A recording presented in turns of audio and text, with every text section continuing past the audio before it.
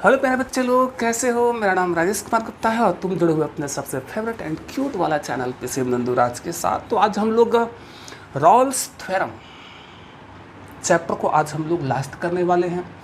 Book आदेश अग्रवाल है, chapter जो है 11C है।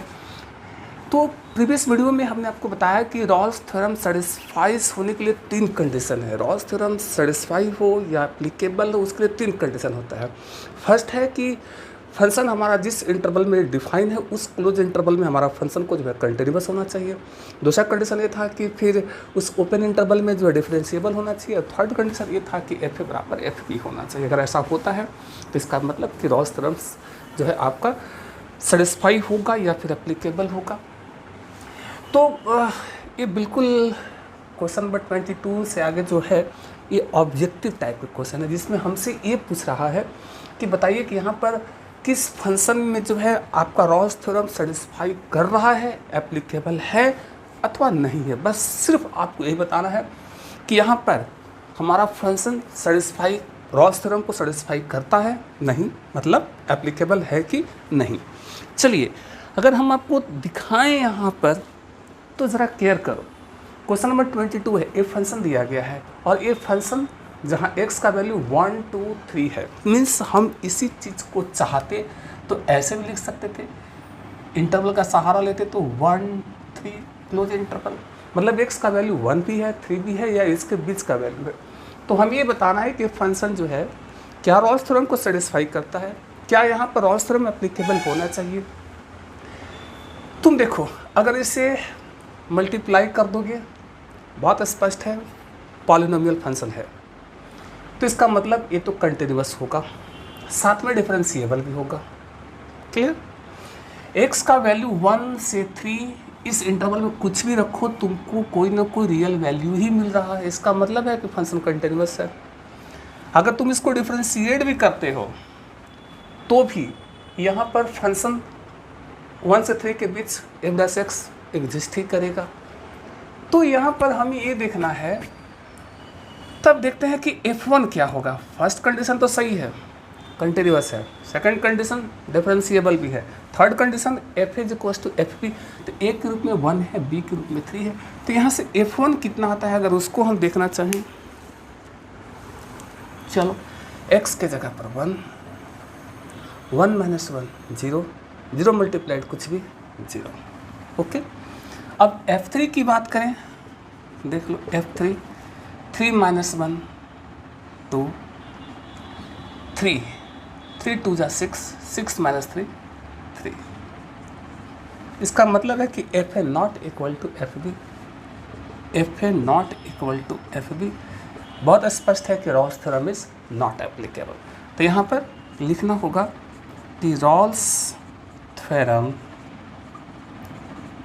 Is not applicable. बस तुमको यही करना है। इसमें तुमको ये देख लेना है कि कौन सा फंक्शन जो है रॉल्स थ्योरम को सेटिस्फाई करता है या फिर एप्लीकेबल है नहीं है, बस ये दिखना है। ठीक है। सेकंड में आ जाओ, ऑब्जेक्टिव टाइप का क्वेश्चन है जी। ये फंक्शन दिया है, क्लोज इंटरवल -1 to 1 के बीच हमारा फंक्शन जो है डिफाइन है। पहला चीज़ यहाँ पर x का वैल्यू -1 या 1 या इसके बीच का कोई भी वैल्यू रखोगे तो f(x) यहाँ पर कोई ना कोई रियल वैल्यू ही देने वाला है। इसका मतलब है कि ये तो कंटिन्यूअस है जरूर। फर्स्ट कंटिन्यूअस एकदम क्लियर हो गया है। ऑब्जेक्टिव क्वेश्चन फटाफट, डिफरेंशिएबल है कि नहीं वो देख लेते हैं। f' क्या होगा, ये क्या एक्चुअली रूट x है, ये रूट x है, तो इसका डिफरेंशिएशन क्या होता था 1/2 रूट x। सही है। मतलब केयर करो, -1 से 1 के बीच नंबर लाइन ये -1 ये होता है, +1 ये होगा 0। अगर यहाँ पर f' 0 निकालूँ, f' 0 निकालूँ, 0 -1 और 1 के बीच में ही आ रहा है, तो क्या होगा 1/ कुछ ऐसा है। x का जगह पर रिप्लेस किया है 0 से, तो क्या हो जाएगा 1/0। क्या हो रहा है इन्फिनिटी। अब इन्फिनिटी का क्या मतलब, इसका मतलब है कि ये अनडिफाइंड है।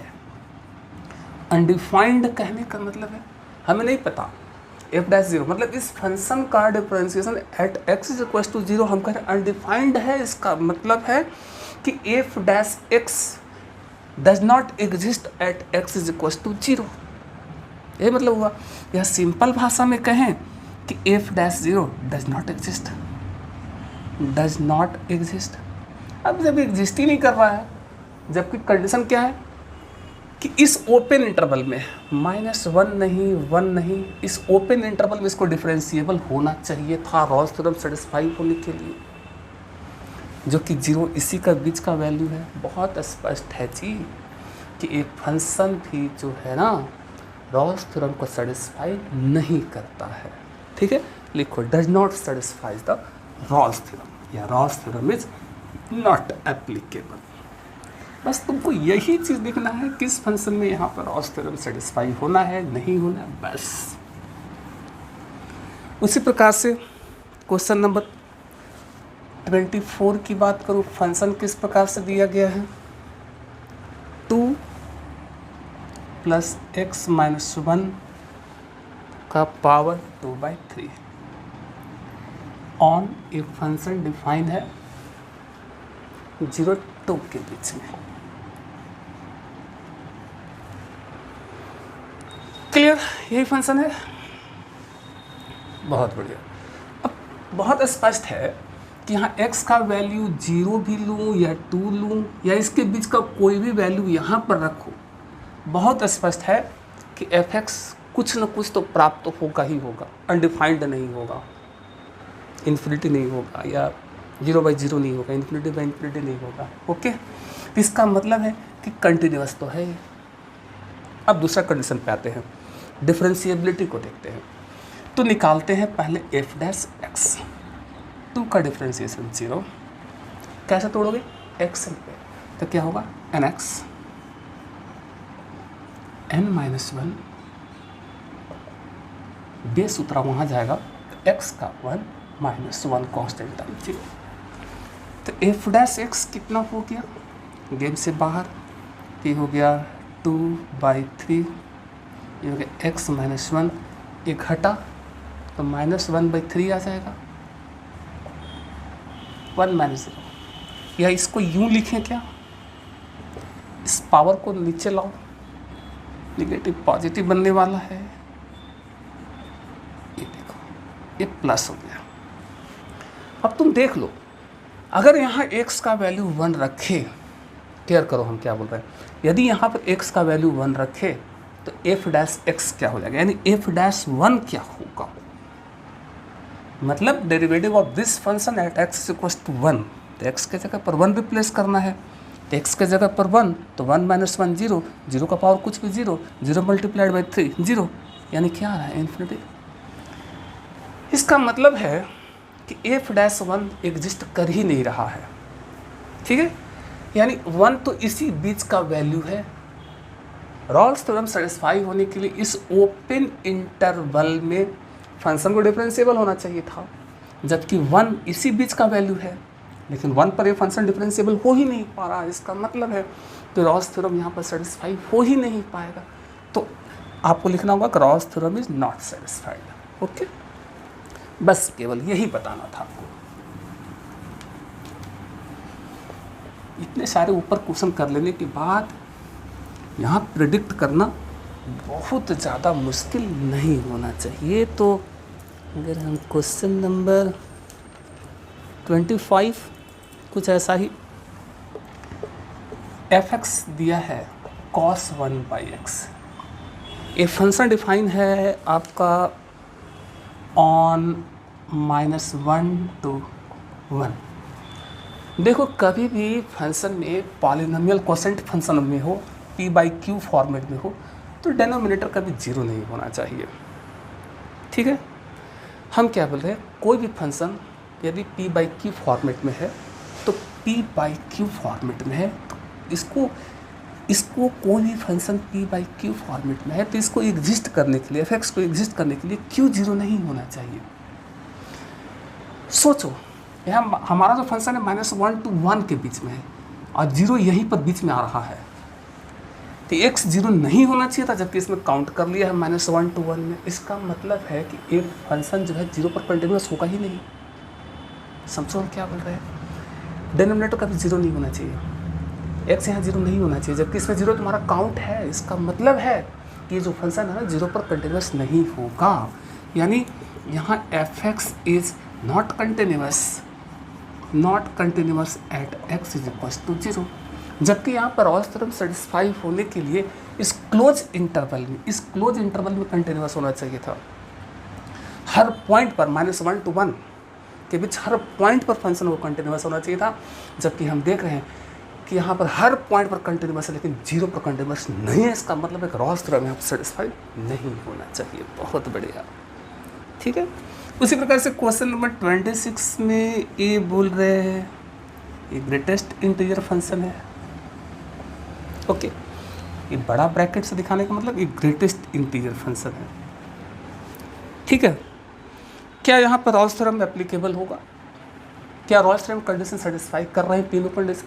अरे बिल्कुल नहीं यार। तुमको याद हो तो हम तुमको बताए थे ग्रेटेस्ट इंटीजर फंक्शन जो है कंटिन्यूस फंक्शन नहीं होता है। तुम कंटिन्यूटी वाले चैप्टर में जाकर देख सकते हो, ग्रेटेस्ट इंटीजर फंक्शन जो है डिसकंटिन्यूस फंक्शन है। बहुत स्पष्ट है यार, ये जब डिसकंटिन्यूस फंक्शन ही है तो इसका मतलब कि रॉल्स थ्योरम यहाँ पर सेटिस्फाई तो नहीं होगा, कंटिन्यूस फंक्शन है ही नहीं जी, इसलिए रॉल्स थ्योरम सेटिस्फाई नहीं होगा। चलिए, और उसी प्रकार से क्वेश्चन नंबर 27 इस चैप्टर का आज लास्ट क्वेश्चन होगा। क्वेश्चन नंबर है 27। एक फंक्शन दिया गया है, क्या है? x मल्टीप्लाइड x माइनस 4 है। ये फंक्शन जहाँ x बिलोंग कर रहा है 0 to 4। क्लियर है? तो कह रहा वेयर द टेंजेंट, अच्छा where the tangent is parallel to the x axis. Question समझो क्या बोल रहा है। ये कह रहा है कि कोई फंक्शन है 0 से 4 के बीच डिफाइन है। तो कह रहा है कि इस फंक्शन में कौन सा पॉइंट है जहाँ पर टेंजेंट x एक्सिस का पैरेलल है। हमने तुमको बताया कि रॉल्स थ्योरम की खासियत यही है जी, जियोमेट्रिकल सिग्निफिकेंस यही है जी, कि बिना कर्व प्लॉट किए हम प्रेडिक्ट कर सकते हैं कि किस पॉइंट पर टेंजेंट x एक्सिस के पैरेलल होगा। तो पहले हमें ये देखना होगा कि यहाँ पर रॉल्स थ्योरम सेटिस्फाई है कि नहीं, मतलब रॉल्स थ्योरम एप्लीकेबल होने के लिए वो जो 3 कंडीशन बना है वो तीनों कंडीशन सेटिस्फाई यहाँ पर कर रहे हैं कि नहीं। ओके, चलिए देखते हैं। पहला नंबर, अगर तुम इसको अगर मल्टीप्लाई कर देते हो तो x² माइनस 4x हो गया। बहुत स्पष्ट है, पॉलिनोमियल फंक्शन है, कंटिन्यूस तो होगा, कंटिन्यूस होगा। या यूँ कहें कि 0 से 4 के बीच 0 भी 4 भी कोई भी वैल्यू यहाँ पर रखोगे तो तुमको कोई ना कोई वैल्यू मिल रहा है। तुम तो एक सिंपल भाषा में कह सकते थे कि हाँ भाई पॉलिनोमियल फंक्शन है तो अपने क्लोज इंटरवल में कंटिन्यूस तो होगा। फिर तुम ऐसे भी लिख सकते हो कि f(x) exist for all x belonging. तुम सोचो x का वैल्यू 0 लो, 4 लो, या इसके बीच का कोई भी वैल्यू यहाँ पर लो, तुमको f(x) कोई ना कोई रियल नंबर ही मिल रहा है। इसका मतलब है कि फंक्शन कंटिन्यूस है। सो f(x) is a continuous function। Okay, second simple, तुम कहते हो कि पॉलिनोमियल है तो अपने ओपन इंटरवल में डिफरेंशिएबल भी होगा, ऐसे कह के निकल लो। या फिर ऐसे कह लो f(x) कितना होगा यहाँ से x² का 2x, 4 पीछे x का 1। अब तुम सोचो अपने ओपन इंटरवल में हम देख रहे हैं कि f(x) exist for all x belonging to 0 नहीं, 4 नहीं, हाँ 0 पर भी या 4 पर भी हमें f(x) का कोई रियल वैल्यू ही मिल रहा है। अगर यहाँ क्लोज इंटरवल भी लिख दें तो कोई बात नहीं जी। हम देख रहे हैं कि x का वैल्यू 0 लूँ या 4 लूँ या इसके बीच का कोई भी वैल्यू यहाँ पर रखूँ तो हमें कोई ना कोई रियल वैल्यू ही मिल रहा है। इसका मतलब है कि जो फंक्शन है इस इंटरवल में डिफरेंशिएबल है, इसलिए f(x) इज डिफरेंशिएबल ऑन 0, 4। हमने क्लोज इंटरवल रखा है। कोई बात नहीं। रॉल्स थ्योरम तो कहता है कि ओपन इंटरवल में जो है डिफरेंशिएबल होना चाहिए। हमने बोला कोई बात नहीं, ये बात अलग है कि 0 और 4 पर भी हमारा फंक्शन डिफरेंशिएबल है। हमने बोला कि आपका जो डिमांड है उसको तो पूरा कर ही रहा है। क्लियर है। थर्ड कंडीशन एफ ए बराबर एफ बी, बहुत स्पष्ट है। ए के रूप में 0 है, बी के रूप में 4 है। तो देख लेते हैं f a f b equal हो रहे हैं कि नहीं। अगर ऐसा हुआ तो रॉल्स थ्योरम सेटिस्फाई तो होगा। चलिए थर्ड कंडीशन की बात करते हैं। एफ ए मतलब एफ 0 रखो, 0 का whole square minus 4 into 0 solve होकर 0। एफ बी मतलब एफ 4 निकालते हैं, क्या होगा 4 का होल स्क्वायर माइनस 4 इंटू 4 16 माइनस 16 कितना आ रहा है 0। यानी बहुत स्पष्ट है कि f a is equal to f b हो गया। तीनों कंडीशन तो क्या लिखोगे, thus above 3 conditions are satisfied, so Ross theorem is applicable। इतना लिखने के बाद इसका मतलब तो क्लियर हो गया है कि कोई न कोई एक वैल्यू, रियल वैल्यू x का ऐसा जरूर एग्जिस्ट कर रहा है, 0 नहीं 4 नहीं, इसके बीच में कोई न कोई x का वैल्यू लेट्स सी जरूर ऐसा होगा जिस पर टेंजेंट एक्स एक्सिस के पैरेलल होगा। वही तो पूछ रहा है कौन सा पॉइंट है। चलिए अब आइए, नाउ एफ डैश एक्स क्या होगा। अरे यार एक्स स्क्वायर का डिफरेंस 2x 4 पीछे x का। क्लियर है।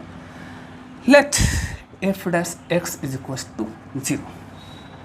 टेंजेंट का स्लोप 0 चाहिए, मतलब एक्स एक्सिस के पैरेलल चाहिए, इसलिए f dash x is equal to 0।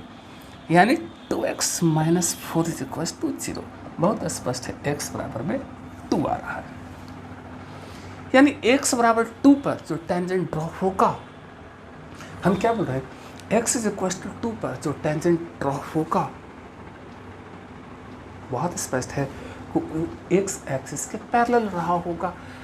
अब when x is equal to 2, सोचो when x is equal to 2 तो y क्या होगा, मतलब fx क्या होगा। सोच कर देखो ना यार, यहाँ रख दो चाहे यहाँ रख दो। जब x 2 है तो y क्या होगा, मतलब fx क्या होगा। तो x के जगह पर 2, तो 2 का होल स्क्वायर कितना हो गया 4, x के जगह पर 2 2 4 से 8 यानी -4 होगा। तो हमने लिखा कि जब x 2 है तो y मतलब fx कितना होगा, तो -4 होगा। इसलिए रिक्वायर्ड पॉइंट क्या होना चाहिए, रिक्वायर्ड पॉइंट होना चाहिए 2 - 4। बहुत स्पष्ट है, इस पॉइंट पर जो टेंजेंट होगा वो एक्स एक्सिस के पैरेलल रहा होगा। और जैसा हमने आपको बताया कि रॉल्स थ्योरम की यही एक खूबसूरती है, बिना ग्राफ प्लॉट किए हम प्रेडिक्ट कर दिए कि क्या उस कर्व में, उस फंक्शन में ऐसा कोई पॉइंट अवेलेबल है भी जहाँ पर कोई टेंजेंट एक्स एक्सिस के पैरेलल होगा या नहीं, और होगा तो किस पॉइंट पर होगा। ओके, तो आई थिंक कि ये जो रॉल्स थ्योरम वाला जो चैप्टर रहा आपके लिए अच्छा रहा होगा, इंटरेस्टिंग रहा होगा। तो अगले वीडियो में हम लोग जो है लैग्रेंज मीन वैल्यूज थ्योरम को जो है स्टडी करने वाले हैं। ये चैप्टर यहीं पर फिनिश होता है। बहुत जल्द मुलाकात अगले वीडियो में होगा। तब तक के लिए बाय बाय, टेक केयर। पढ़ते रहो और मस्त मुस्कुराते रहो।